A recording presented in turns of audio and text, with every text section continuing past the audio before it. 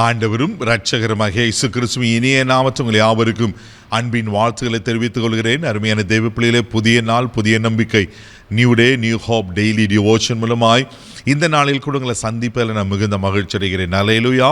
இன்றைக்கு கூட கர்த்தர் நமக்கு கொடுக்கிற வார்த்தை என்ன? சங்கீதலின் புஸ்தகம் 126 சங்கீதம் 5வது வசனம் கூட வாசிக்க கேட்போம். கண்ணீரோடு விதைக்கிறவர்கள் கம்பீரத்தோடே அறுப்பார்கள்.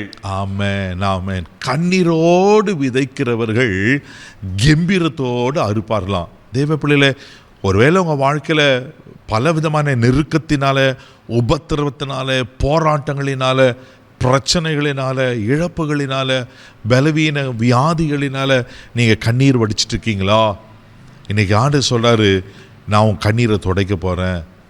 நீ கண்ணீரோடு தேவ சமூகத்தில் எதெல்லாம் உங்கள் பாரத்தை ஊற்றி, உங்கள் இருதயத்தை ஊற்றி ஒரு விதையை போல் விதைக்கிறீங்களோ, உங்கள் ஜெபங்களை செய்கிறீங்களோ, தேவப்பிள்ளையில் கர்த்தர் நிச்சயமாக அதுக்கு பதில் தர உண்மையில் வர இருக்கிறார்.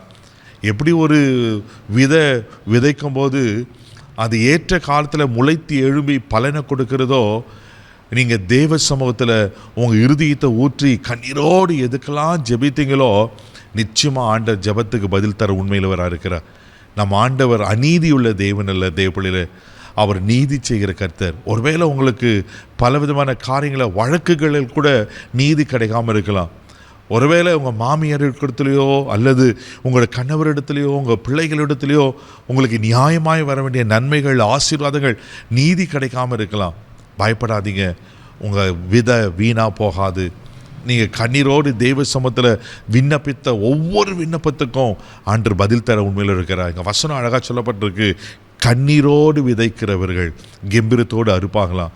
ஒரு நாள் வரும், கர்த்தர் உங்கள் ஜெபங்களுக்கு பதில் கொடுப்பார். ஆமென். நீங்கள் எதிர்பார்த்த காரியங்கள் கைக்கூடி வரும். நீங்கள் எதிர்பார்த்த நன்மைகள், ஆசீர்வாதங்கள் தேடி வரும். ஹல்லேலூயா. சங்கீதத்தின் புஸ்தகம் 42 சங்கீதம் 3வது வசனத்தை கூட வாசிக்கும் போது சங்கீதக்காரன் இப்படியாய் சொல்லுகிறார், வாசிக்க கேட்போம். உன் தேவன் எங்கே என்று அவர்கள் நாள்தோறும் என்னிடத்தில் சொல்லுகிறபடியால் இரவும் பகலும் என் கண்ணீரே எனக்கு உணவாயிற்று. பாருங்களேன், இரவும் பகலும் என் கண்ணீரே எனக்கு உணவாயிற்றான். நீ ஜெபம் பண்றல, பக்தியா இருக்கிறல, ஆண்டவரை தேடி இருக்கிறல, ஆண்டவரை சார்ந்திருக்கல, ஏன் உனக்கு இன்னும் பிரச்சனை மாறல? ஏன் இன்னும் அப்படியே இருக்கிற? ஒருவேளை பல விதமான பழி சொற்களினால, பரிகாச சொற்களினால உங்களை வேதனைப்படுத்திருக்கலாம். சோர்ந்து போகாதீங்க. யாருக்கும் தெரியாமல் உங்கள் தனிமையில், உங்கள் பெட்ரூமில், ஒருவேளை ரெஸ்ட் ரூமில் போயிட்டு நீங்கள் கண்ணீர் விடித்து சத்தம் போட்டு அழுதெல்லாம் உலகத்துக்கு தெரியாமல் இருக்கலாம். ஆனால் ஆண்டவர் பார்வைக்கு அது வெளியேறி பெற்றதாக இருக்கிறது.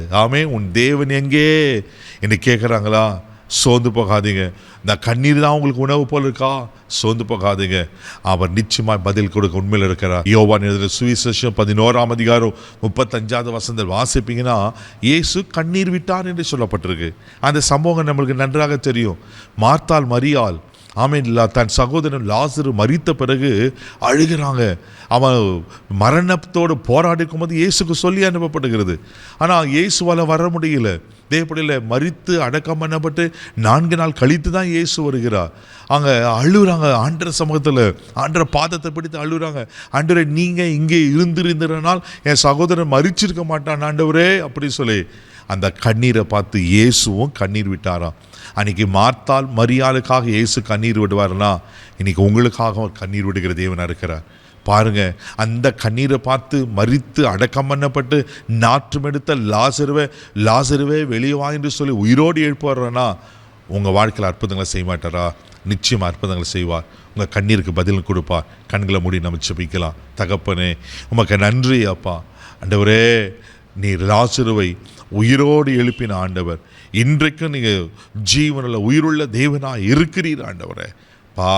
யார் அன்ற கண்ணீரோடு அன்றதை பார்த்து கொண்டு இருக்கிறாங்களோ, இன்னும் அந்த கண்ணீருக்கு பதில் வராமல் இருக்கிறதோ, அன்றரே மக்க ஸ்தோத்திர பதில் வரட்டுங்கப்பா. கண்ணீரோடு விதைக்கிறவர்கள் கம்பீரத்தோடு அறுப்பாருன்னு சொன்ன போல இந்த நாளில், இனி வர நாட்களில் ஒரு அறுவடையை அவர் காண்பார்களாக ஜெபிக்கிறப்பா. எங்கள் கண்ணீருக்கு பதில் தருகிற கர்த்தர் ஆண்டவரே, எங்களை எல்லாம் அன்றரை அந்த தேவைகள் சந்திக்கப்பட்டோம். கண்ணீருக்கு பதில் கொடுத்து ஆசீர்வதிக்க முடியாது ஜெபிக்கிறோம். கிருபைக்கு ஒப்பு கொடுக்கிறோம்.